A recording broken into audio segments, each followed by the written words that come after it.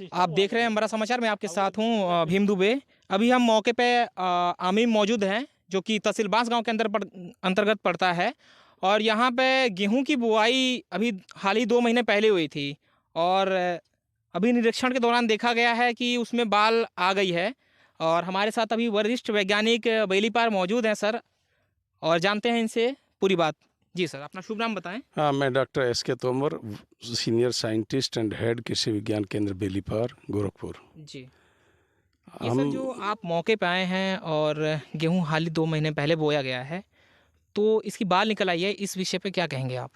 हाँ, देखिए, इसमें कुछ किसानों की शिकायत आई थी जिला कृषि अधिकारी महोदय के पास में।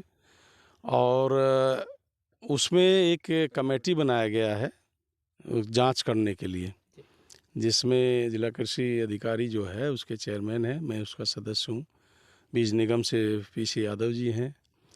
और हमने आज लगभग 20-25 खेतों का निरीक्षण किया है। कुछ खेतों में बालियाँ निकली हैं, जिसमें जो मुख्य तना है उसमें बालियाँ निकली हैं। ये वैरायटी DBW 303 है, जो अगेती बोई गई है लगभग 4 नवंबर के आसपास। 4 नवंबर से 8 नवंबर के आसपास किसानों ने बुआई किया है।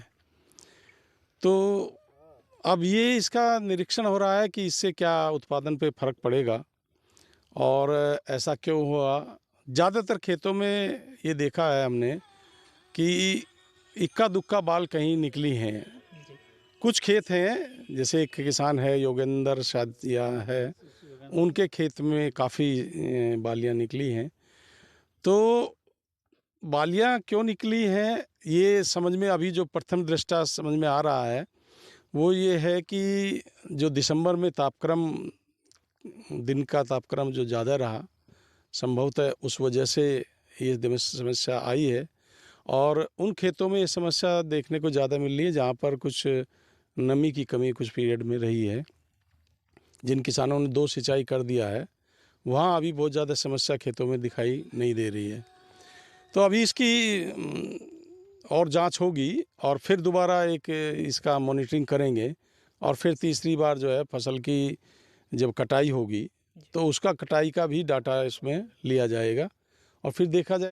पिछले जो मेरा भी अनुभव है, पिछली 1-2 इस तरह की जांच में मैं रहा हूँ, तो उसमें ये रहा है कि बाद में जा कर के फसल जो है बराबर हो जाती है, अगर प्रॉपर मात्रा में उसको नत्रजन दिया जाए और सिंचाई दिया जाए। अगर टेम्परेचर जो है गेहूँ की फसल के अनुकूल रहेगा तो निश्चित रूप से ज़्यादातर जो हमारे खेत जो हमने देखे हैं, संभवतः वो अपने उत्पादन को प्राप्त कर लेंगे। मुख्यतः सर अभी ये जांच का विषय बनता है, और अंतिम समय तक जांच की प्रक्रिया चलेगी कि इस पे उत्पादन पे फर्क पड़ेगा या नहीं पड़ेगा, इन सारी चीज़ों को लेके। बिल्कुल, इसमें तो देखिए ये होता है ना कि अभी से किसी चीज़ का ये डिसीज़न ले लेना कि क्या होगा, ये नहीं कह सकते।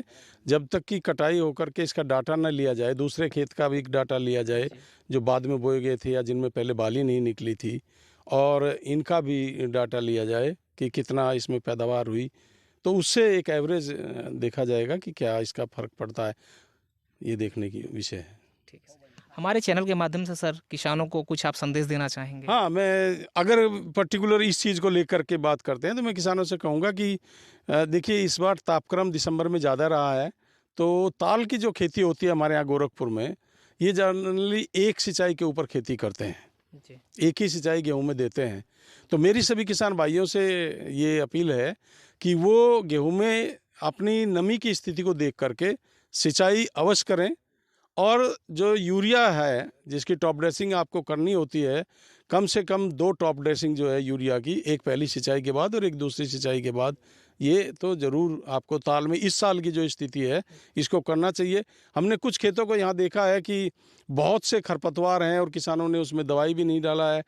चूँकि खेत यहाँ ऊँचे-नीचे भी हैं, तो कुछ किसानों का खेत समतल नहीं था, कहीं जमा हुआ है, कहीं नहीं है, हुआ है, तो बाद में नमी की कमी के कारण उसमें कल्ले प्रॉपर नहीं निकल पाए। ये अलग विषय है, लेकिन उन सब से मेरी यही प्रार्थना है कि खेत में नमी बनाए रखें और पर्याप्त मात्रा में जो संस्तुत मात्रा है, उसको यूरिया की टॉप ड्रेसिंग ज़रूर करें। मैं कहना चाहूँगा कि 1 एकड़ खेत में आपको कम से कम 110 किलो यूरिया जो है देना चाहिए पूरी फसल के दौरान इसको 2 बार में या 3 बार में आपको देना चाहिए। 52 किलोग्राम डीएपी है, 50 किलोग्राम डीएपी है, सभी किसान भाई हमारे डालते हैं। बल्कि मैं ताल वाले किसानों से तो यहाँ पूछा भी हूँ, वो तो 1.5 बोरा यूरिया डीएपी डालते हैं। तो ये जो इम्बैलेंस है, इसको भी कहीं न कहीं हमें दूर करने की प्रभाव है। हाँ, इनको दूर करने की ज़रूरत है। उसमें यहाँ चूँकि इन्होंने बताया कि हम तो बरसों से जो है इतना ये डाल रहे हैं, नहीं मात्रा। हाँ, लेकिन ये है कि जो संतुलित मात्रा जो संस्तुत है, उसको किसान भाई अगर प्रयोग करें तो निश्चित रूप से उत्पादन बढ़ सकता है। फसल भी अच्छी होगी और हाँ, उत्पादन भी अच्छा बिल्कुल। होगा। फसल तो आप देखिए, आप आपका कैमरा देखिए, जी। ये किसान का है, ये किसान है, ये किसान भी हमारे साथ मौजूद हैं। फसल इस समय तो देखने में बहुत अच्छी है। फसल बहुत अच्छी हाँ। है। और हमारे साथ अभी मौके पर कृषि जिलाधिकारी गोरखपुर मौजूद हैं। सर से जानते हैं 2 बात। सर, क्या कहना चाहेंगे आप? मैं तो यही किसान भाइयों से कहना चाहूँगा, जिनकी भी शिकायतें भी हैं या जिनकी नहीं भी हैं, हम लोग खेतों का भ्रमण करे हैं, जिसमें मिट्टियाँ सूख गई हैं, विशेष रूप से उन फसलों में ज़रूर सिंचाई करें। और जिसमें जो समस्या आ रही है, जो कह रहे हैं कि बालियाँ निकल रही हैं, मैं उनसे भी यही अनुरोध करूँगा, सलाह भी दूंगा कि उसमें सिंचाई करें और प्रॉपर खाद दें। जो भी उर्वरक की संस्तुत मात्रा है, जो भी अवशेष मात्रा है, यूरिया हो चाहे जो भी खाद हमारी बची हुई हैं, उसको ज़रूर खेत में डालें और सिंचाई ज़रूर करें। कुछ किसानों ने जो बहुत पहले बुआई कर दी है, मैं उनसे भी अपील करूंगा आने वाले समय के लिए कि थोड़ा सा रुक करके बुआई करें, क्योंकि ये ताल का क्षेत्र है।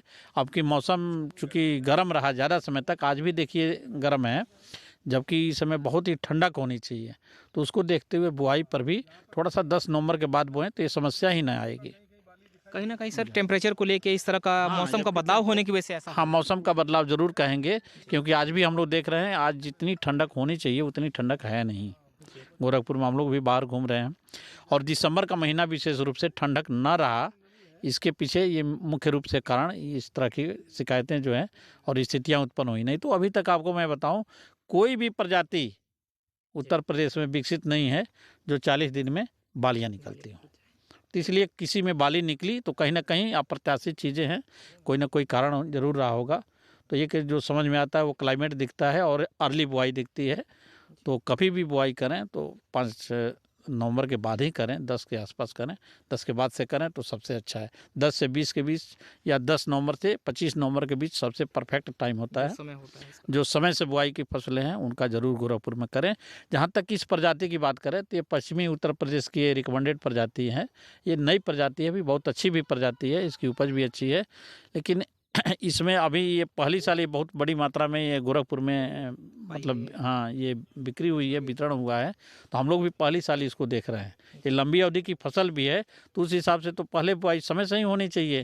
लेकिन मैं यही अपील करूंगा कि गोरखपुर की जो क्लाइमेट है, इसमें हम लोग कभी महसूस करते हैं तो पश्चिम यूपी से और पूर्वी यूपी की तुलना करेंगे तो यहाँ जाड़ा जो है थोड़ा रुक के आती है, पहले पश्चिम में आती है। हाँ, और कोहरा ये सब भी घटनाएँ 10 दिन पहले पश्चिम में हो जाती हैं, 10 दिन बाद पूरब में होता है। तो इसलिए उस 10 दिन को मेकअप करते हुए हम लोग भी 10 दिन इधर डिले हो जाए तो ये समस्या ही नहीं आएगी। कारण बहुत सारे हो सकते हैं, लेकिन ये जांच का विषय बनता हाँ, है। क्योंकि एक बार और 2021 में भी ये समस्या आई थी, जब 21 की गेहूँ उस समय तो 29-67 थी। ये किस जिले की बात है सर? ये गोरखपुर की ही बात कर रहा हूँ। 2020-21 में गोरखपुर में भी हुई थी। गोरखपुर में भी इसी तरह से बालियाँ निकली थी, लेकिन उस समय जो फसल जब बढ़ी तो फसल के बढ़वार के साथ वो मेकअप कर लिया, उत्पादन ठीक हुई। जिसके वहाँ कटिंग भी हुई, उनके वहाँ भी औसत उत्पादन से बढ़िया रहा उत्पादन, इसलिए सबकी शिकायतें समाप्त भी हो गई थी। तो अब इस साल भी हम लोग देखते हैं क्या होती है। ठीक है। अंबरा समाचार के साथ भीम दुबे, नमस्कार।